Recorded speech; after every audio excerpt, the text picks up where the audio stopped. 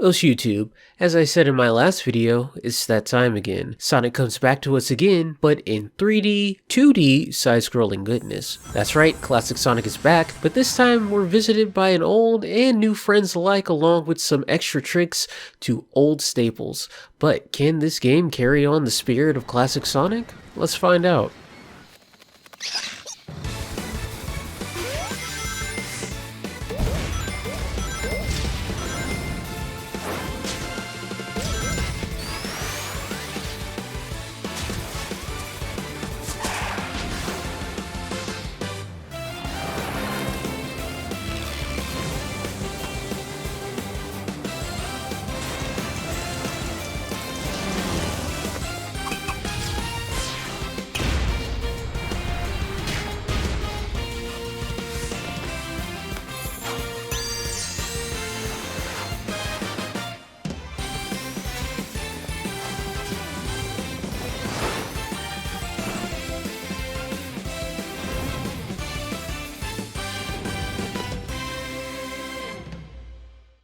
Sonic Superstars is another return to form on classic 2D Sonic gameplay. It's clearly playing off of the Origins collections that released last year that got DLC introducing Amy as a playable character leading up to this point. Even the intro shares character sheets even though they aren't animated by the same company. But what does it do to bring its own spin on classic gameplay, and how does it still retain the classic's identity?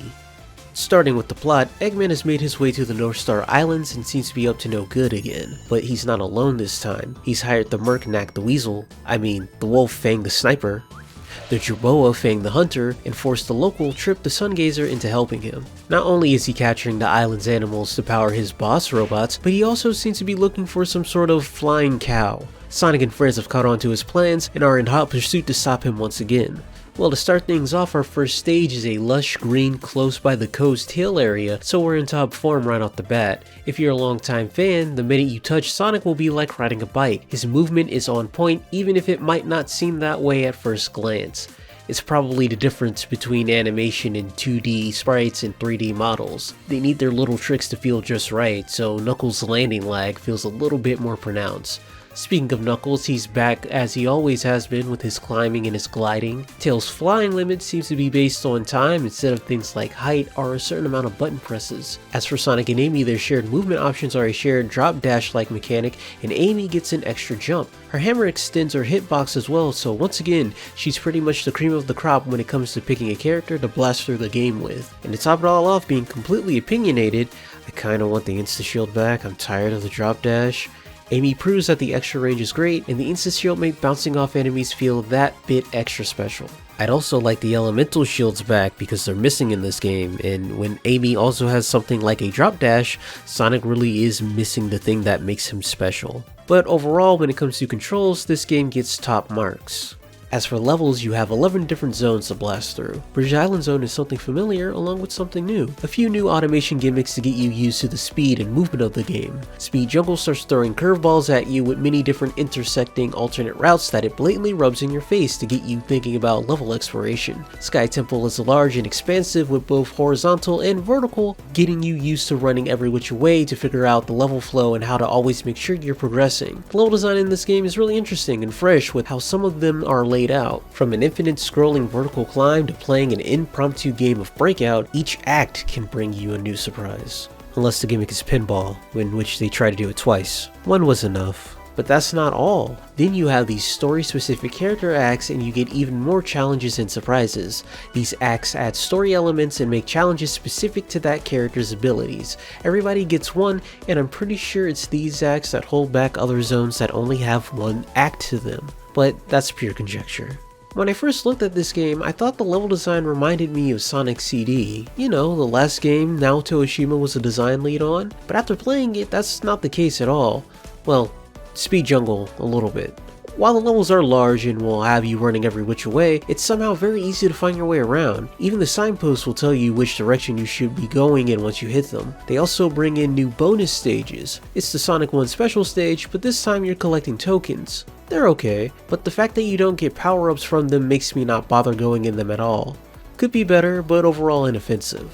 Then you find random portals that send you through a wormhole where you can collect more rings and you dropped off in a different area. Very odd, I don't know how to feel about these at all. Yet last but not least, you can find giant rings that will take you into the special stages to collect the Chaos Emeralds, just like Sonic 3 and Knuckles. The special stage in this game is completely new and really fun. You tether the grapple points and you swing your way to the emerald within the time limit.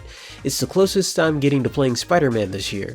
The emerald is on the move and they have their own patterns. You can get more time by collecting rings and you have to watch out for mines. The fun bit is how much control you have over your character, how and when you let go, positioning your character even after letting go, and even using mines to keep yourself moving forward without trying to touch them. The only pure obstacles are the floating crystals and you don't want to run into those, and even then you still have a chance to save yourself. I really like these and the difficulty gradually ramped up at a decent rate, and that's something I can say for pretty much the entire game, and that's thanks to the last new mechanic that's tied to the Chaos Emeralds themselves. This time they all have a special power to help you through the game, from summoning clones that can interact with the level to an ability that reveals invisible objects. All of them are supplements to normal gameplay that aren't required to be used. The game even tells you in the lower right when it would be great to use an ability. It will typically lead you to a medal, but sometimes it's a new route, or you can just skip an entire area outright if you flex your brain a little bit. They expand on exploration, movement, and attacking in a way that is truly unintrusive. One of the best supplements since the Elemental Shield,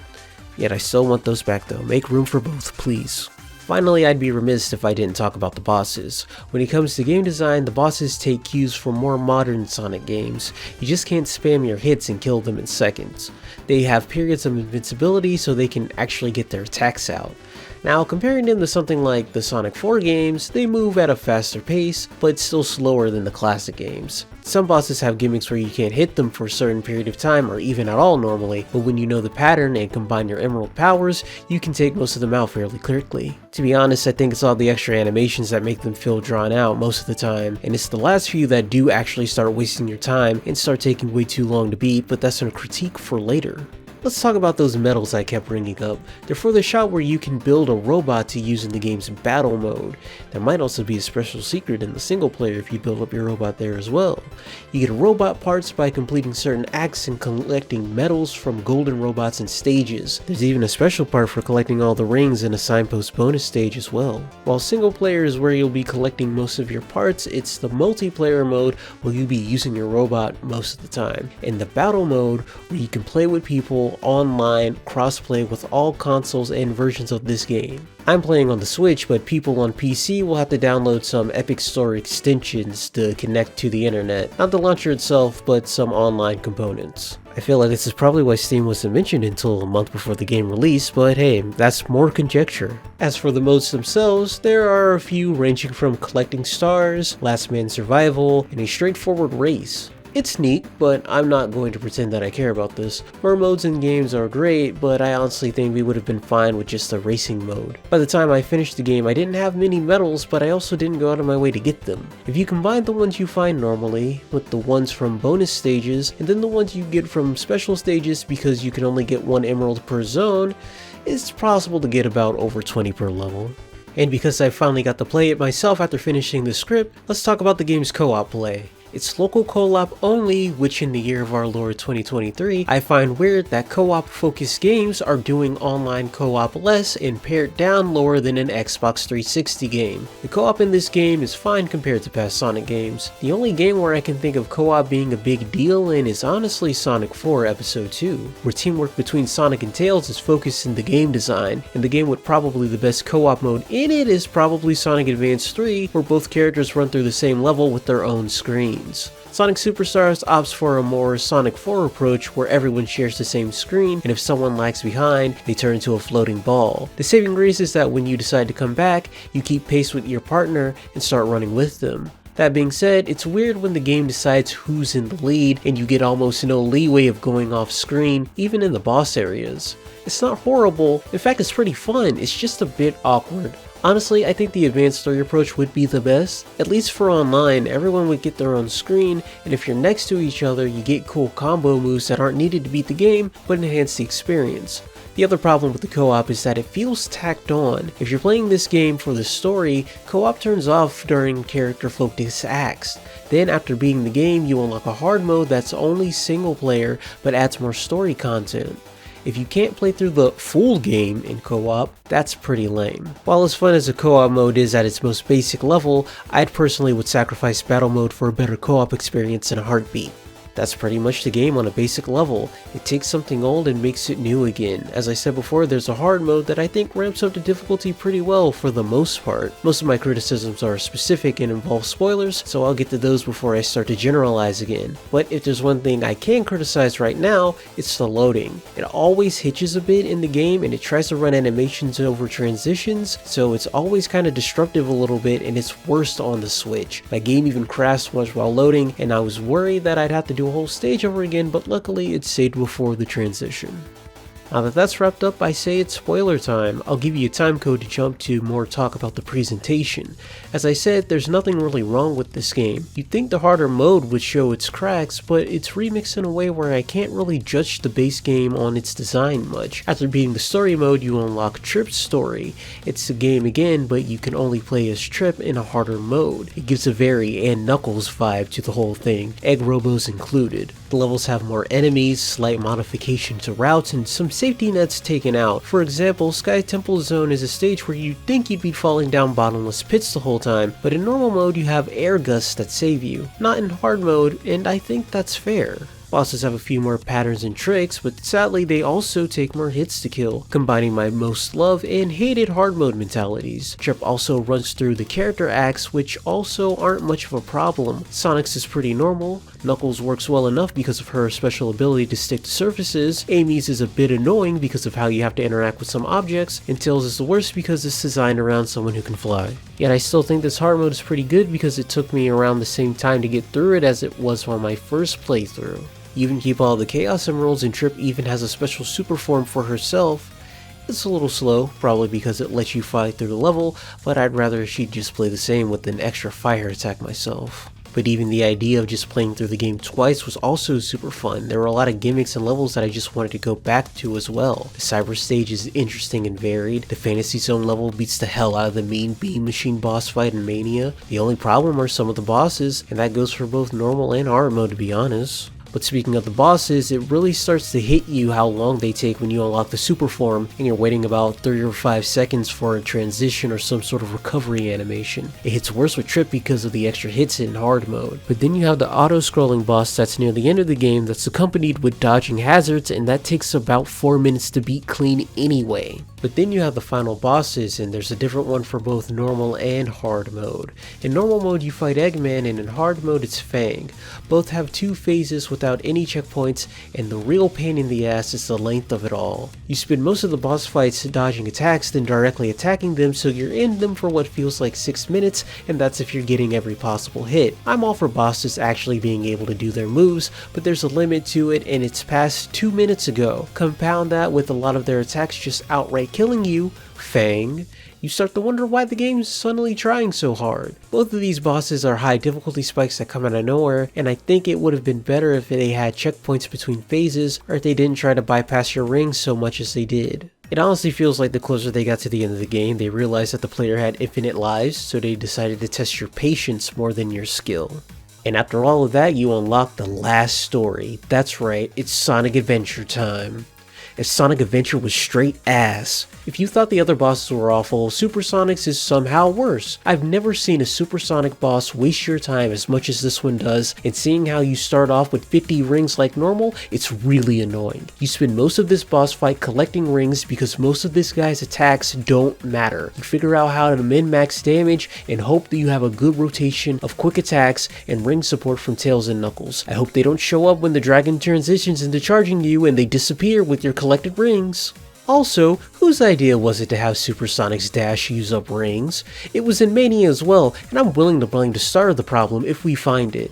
You're mostly doing nothing for around 7 to 10 minutes, and then at the end the game wants you to hit back meteors with the dash button as if you're parrying something in Sonic Frontiers. I thought it would be the skill button, but no, it's the one I've been trying to ignore the whole time. I'm just a little okay at video games, but these bosses shouldn't have taken me hours to complete. It wasn't fun, and coming off of Trip's story, it made me think all of these bosses were a waste of time, even in normal mode. But because I wanted more footage, I went back to normal mode and realized that wasn't true. These normal bosses go down fairly quickly with a few exceptions, and that's like 20%. The problem is that 20% can take up how long it would take to beat the entire game anyway. And yeah, while nothing might be the same as my first playthrough with these bosses, I still don't need stage-long boss fights like these. But now that I've stopped complaining about the game's final boss, let's talk about the presentation. Playing the game on the Nintendo Switch is a little rough. Obviously the lower resolution is jaggy and the loading is worse, but it doesn't completely get in the way of the art design. Sonic has been to just about every level trope, so the art style is really doing a lot to keep things fresh. Like how acts can take place at different times of day, or how Speed Jungle, the further you go in, the more of Eggman machines show up. The biggest standout for this game are obviously the backgrounds, the mix of 2D and 3D assets. On the Switch is not much, as you can see all the low poly backgrounds in there, but on everywhere else they managed to blur out a bit of the middle ground from the back and the foreground elements. It adds a nice depth to it all, in my personal opinion. Though this depth might make the background seem a bit more muted as compared to previous Sonic games. You can even feel that in the Switch version with the color palette that they tend to choose to use. But one of the things this game does really well is rotating the background as you run through the level. A lot of levels have this large 3D object in the background, and as you move through the level you rotate around it seamlessly. One has a giant press that bounces you up, another one has a giant Eggman monument that you explode just by trying to get to the end of it. Looking back on it all, it's probably what impressed me the most. As for the music, I like it. A handful of composers come on to do a track or two, with standouts being T. Lopez and Jin Sonoy. They all found a solid cohesion in composing different tracks for the different zones and acts. Some of them might need help with instrumentation, but they all can carry a strong melody, and personally that's my most cared for aspect in music. Well, music without lyrics. You could fart out Beethoven's Fifths on your armpits and I'd still probably be impressed. All in all, this game is very solid, but the hardest thing was figuring out what made me a bit apprehensive to say it's something as great as Sonic Mania. At the end of the day, I'd say it's that overall it's a little too annoying. By the end of the game, a lot of the level gimmicks didn't feel like you were overcoming them as much as it felt like they were just in your way. Like the snow level is based on conveyor belts, nothing new to Sonic, but the way they were set up made me want to ignore them instead of use them to help me move forward or slow me down to line up for a jump. It's a feeling that's hard to pin down, but this game is still a true return to form with a bunch of new twists and abilities that are unintrusive and level gimmicks that could be punched up just a little bit, but different enough to stand out on their own. It's pretty lame that the hardest thing this game can think of to do to you is just to kill you outright, and I think it's absolutely awful that the final boss wastes so much of your time in those do or die moments, but there's nothing fundamentally wrong with this game. I want more, but next time maybe you don't lose your powers when you get hit, or you can save up their energy by turning them off like you can with Super Sonic and his rings. You could also bring back the elemental shields and the insta shield for Sonic. I'm just spitballing. But as always, until we meet again, mata ao, until we meet again.